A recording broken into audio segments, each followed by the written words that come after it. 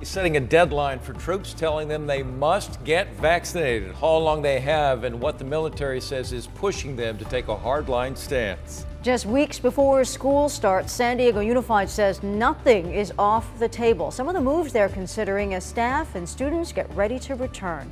In a growing danger and growing challenge for firefighters, the latest on the Dixie Fire, which has erupted into one of the largest fires in state history. ABC 10 News at 11 starts now.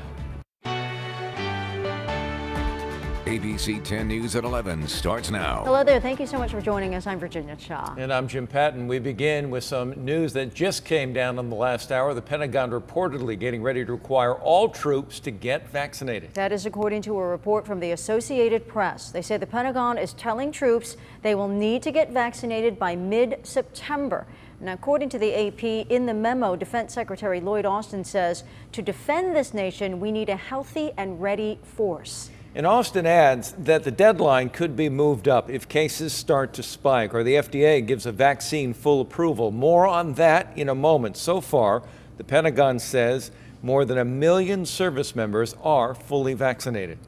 San Diego Unified students are just a few weeks away from getting back into the classroom in person, but uncertainty about the Delta variant is being factored into these last few weeks of district planning.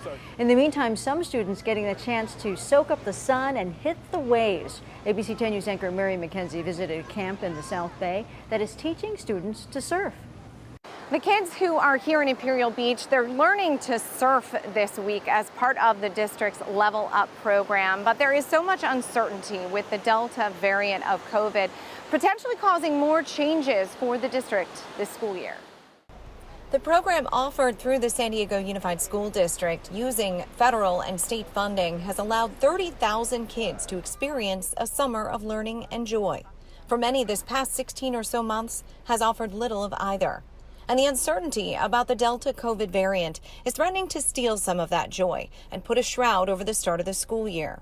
I asked Richard Barrera, the district's board president, what the likelihood is that mitigation plans will change yet again on these kids and about the possibility of a vaccine mandate for teachers. We're hoping we have high numbers, but listen, everything always has to be on the table when we're talking about keeping our students safe, our staff safe, and keeping our schools open.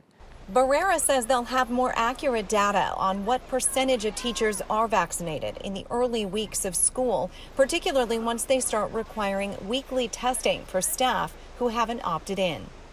Mary McKenzie, ABC 10 News. Well, the FDA is on the verge of giving the Pfizer vaccine full approval. Dr. Anthony Fauci says it could happen by the end of this month. Like Moderna and J&J, Pfizer has already been granted emergency use authorization in this country. The FDA is reviewing months of data before making a decision on giving Pfizer the final stamp of approval. We talked to a local doctor who says the process is moving more slowly than expected.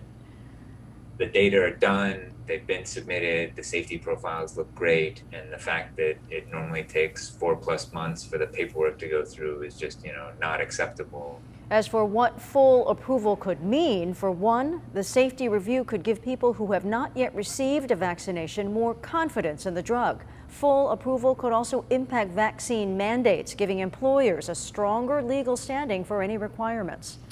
Incredible images overnight giving us a glimpse of the dangers fire crews are facing as they battle one of the largest wildfires in California history. The Dixie Fire has been growing day by day, presenting a massive challenge to the thousands of firefighters trying to get it under control. And this morning, CAL FIRE saying it has burned nearly 490,000 acres. It's only 21% contained. Concerns growing now about the threat the Dixie Fire poses to people's homes after it tore through Greenville. And that's where we find ABC's Oreen Shaw with the latest on the situation. This entire town looks like this. This Greenville store was built in the mid-1800s. Now the remains just broken brick and dirt. And this fire was so intense. It came through so fast. Take a look at this. This is a city lamp right here. It broke right off of that pole, and this fire is now far from over still. Overnight, firefighters were driving through this raging inferno. They were surrounded on both sides by the Dixie Fire as they tried getting a handle on what has become the second largest wildfire in California's history. It is now threatening 14,000 structures already destroying more than 600, including homes and the entire gold rush town of Greenville since it started roughly 27 days ago. It goes on for blocks and blocks. Now, 4 firefighters are injured and 5 people still unaccounted for. As for PG&E, they have said it's possible that their equipment may have sparked the Dixie Fire. A federal judge is now giving them 1 week to explain possible involvement. Zoreen Shah, ABC News, Greenville, California. And we invite you to stay tuned. At 11:30, we're going to talk to a local firefighter who is up in Northern California with crews battling the fire, and he'll tell us about some of the biggest challenges they are facing.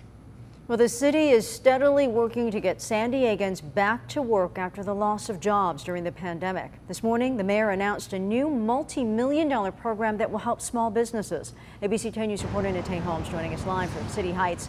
Natay, the city is urging local businesses to apply. Yeah, Virginia, the city and the San Diego Foundation is putting up $12 million for businesses, small businesses, and local nonprofits that have been hit hard by the pandemic. We spoke with one small business owner who says he started in 2019, and then just months later, the pandemic hit. And he says a grant like this will definitely help his business. I feel like it's a big blessing. I don't know what to say. It's out of my mind. I'm so proud of my country, United States. I'm so proud of the city. I'm so proud of the mayor and all the resources they're providing for us as a small business. And I don't know what to say to be chosen like this. It's amazing. Prince Shamamba is the owner of Humura Clothing Company. Originally from East Africa, Shamamba came to the United States to provide a better life for his family. He said without receiving a grant like this, he would not have been able to keep his business afloat. Mayor Todd Gloria stood beside local leaders and small business owners this morning at Fair at 44 to announce the COVID relief grant program. Fair at 44 is an international food and craft market that hosts different businesses throughout the year. It's located on El Cajon Boulevard here in City Heights.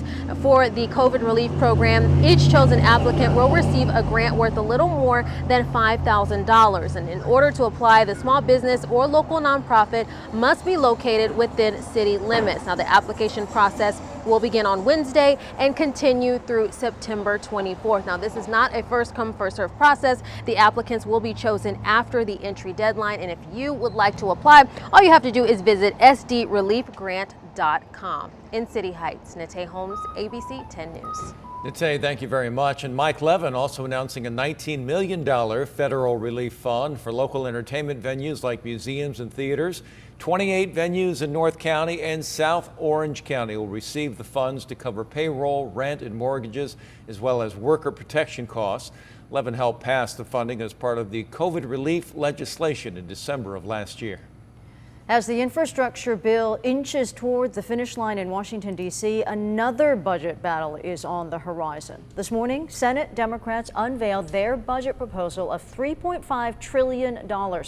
The bill would greenlight spending for a number of initiatives, including free community college, expanded child care and pre-K offerings, and incentives for clean energy. Republicans have criticized the plan, but Democrats could pass it if all 50 of their senators back it.